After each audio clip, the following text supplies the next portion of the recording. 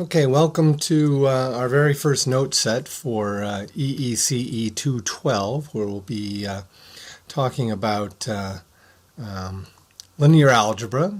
So the mathematics side of this course is on linear algebra. And then engineering programming, where we'll focus on MATLAB. And so this first set of notes is just talking about the administrative part of this. So nothing too exciting. So Syllabus is posted on Blackboard, so you can go and read that. It gives you a little bit of detail about what's in the course, and we'll go over some of that detail here. So we'll talk about the syllabus. I'll give you a little bit of insight on how to take this course, some of my expectations, just a little brief information on project that will come later in the course, and just pointing out that everything for the course will be available on Blackboard. So as I said, the syllabus, you can go on Blackboard, download it. It's in the syllabus section. It gives all the details about grading and exams and so forth.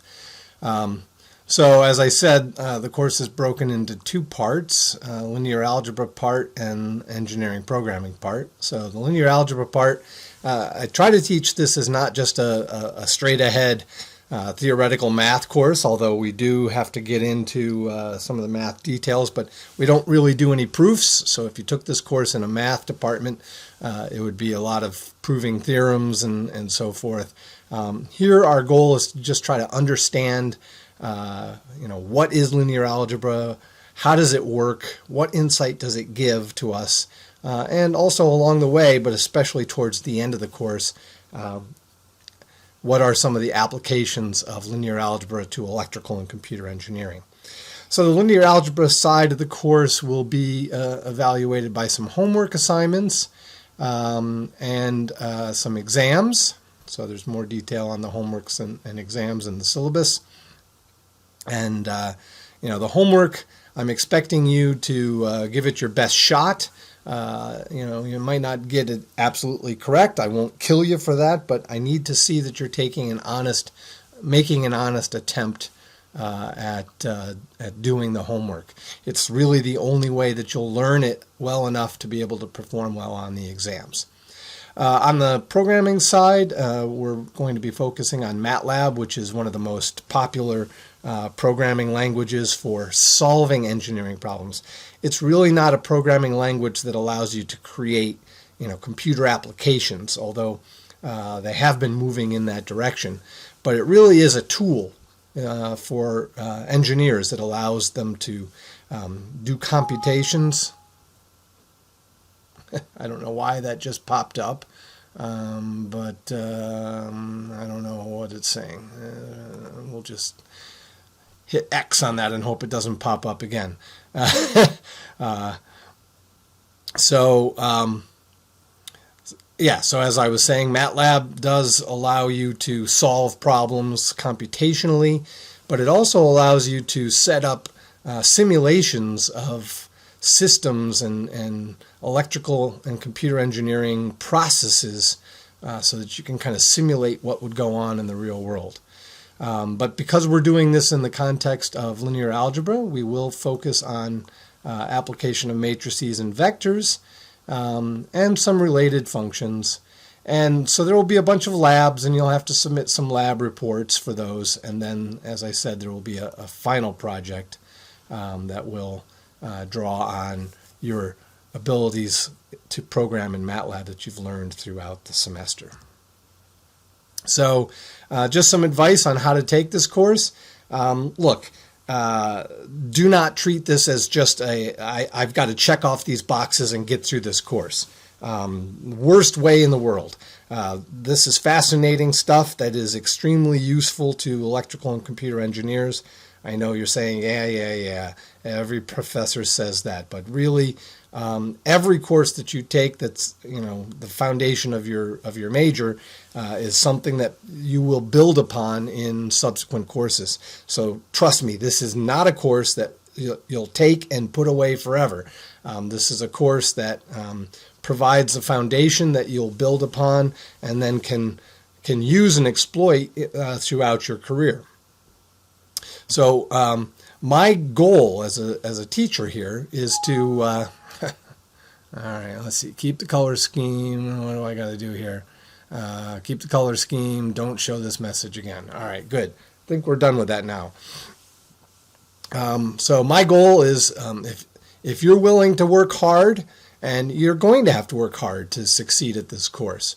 Nothing comes easily in this field. You have to put in the work to earn the chops, so to speak. So if you're willing to work hard, I'm willing to work hard to help you.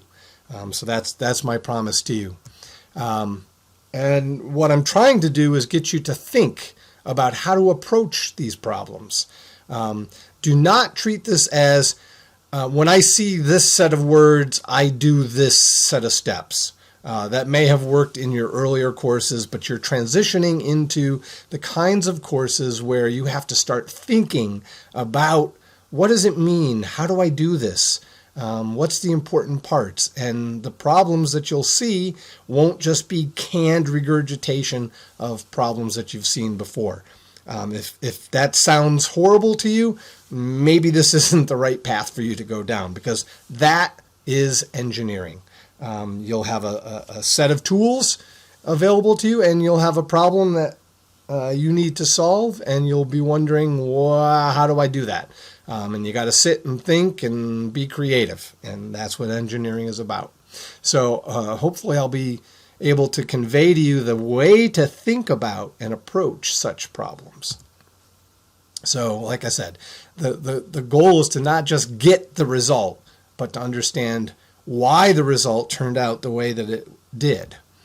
Your goal should be to absorb that approach, and to do that, you need to understand the math concepts. This topic is rich in insight.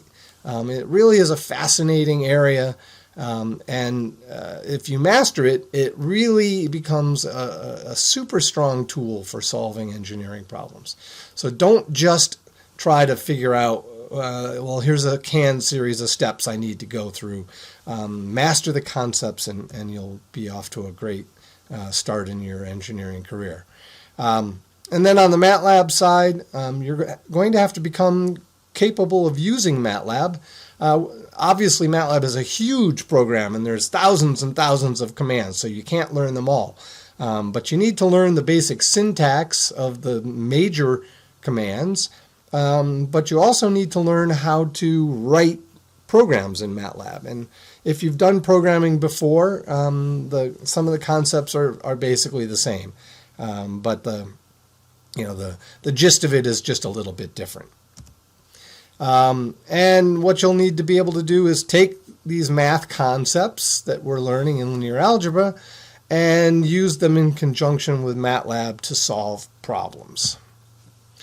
Now, I unfortunately do have to address the issue of academic integrity. So an online course makes that an even more difficult issue because you're there, I'm here, I don't really see you. And the temptation is quite heavy, perhaps, to try to cut corners and cheat. But I will not stand for that. If I do observe any instances of academic dishonesty, I will pursue punishment of those. So there is a Watson School policy, so there's a link there to that. I try to make the price that you'll pay for cheating be high enough to dissuade you. And if I do catch you cheating, here's my two options.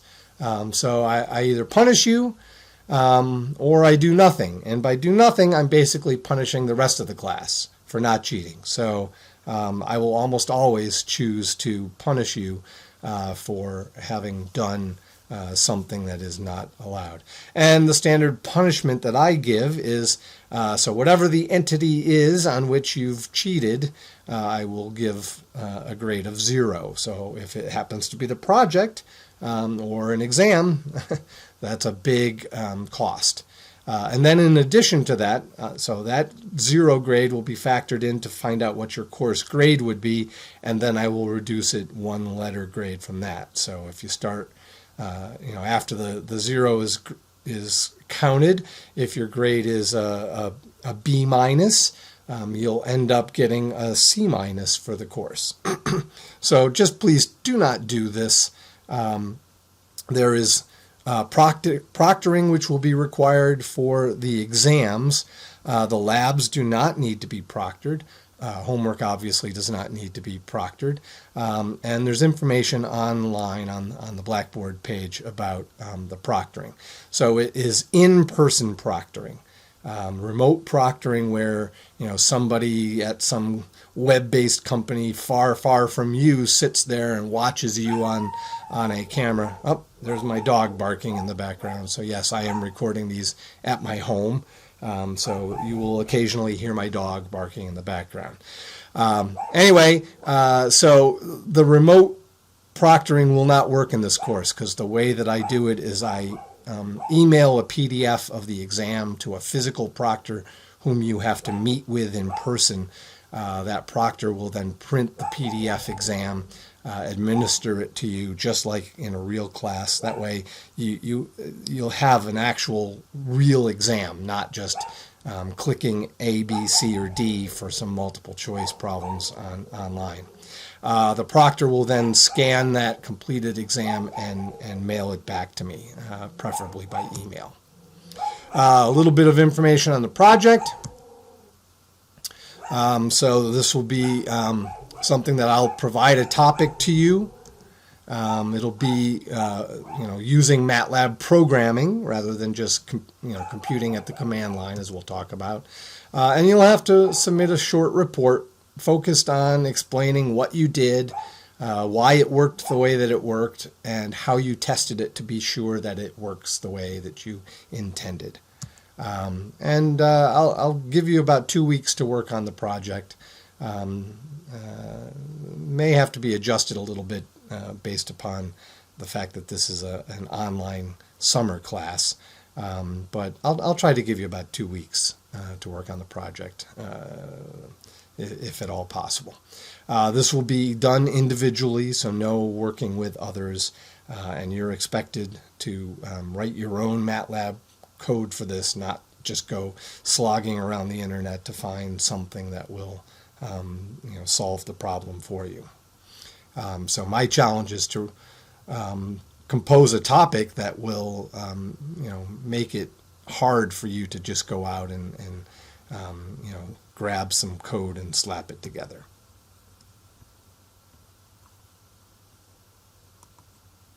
So this is the end of the first video lecture, and look forward to the next one.